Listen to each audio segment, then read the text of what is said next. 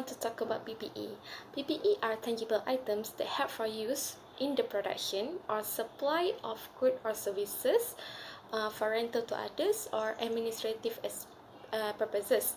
It also are expected to be used during more than one period. In order to recognize PPE, it must fulfill all the recognition criteria. First, it is probable that future economic benefits associated with the asset will flow into the entity. The cost or value of the asset can be measured reliably. The recognition criteria are applicable for both the initial expenditure and for subsequent expenditure incurred on an asset. Next is subsequent measurement.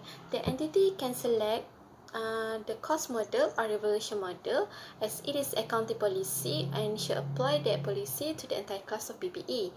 For the cost model, the item of PPE is carried at cost less any depreciation and less impairment loss. For the revaluation model, the item of PPE is carried at revalued amount, bearing its fair value less any subsequent accumulated depreciation and subsequent accumulated impairment loss. Okay, next is the replacement of all component with new component. The new component should be capitalized as it is increase the production line and extend the useful life. For the old component should be recognized into SOPL. Okay, next I want to talk about impairment of asset. The entity will do the impairment test when it is indication of impairment, which is obsolescence or physical damage to the asset. Output of an asset has lost its market shares. How to do the impairment test? First is we should compare recoverable amount with the carrying value. Second, if carrying amount exceeds its recoverable amount, there is impairment loss. And lastly, amount of impairment loss should be written off into SOPL.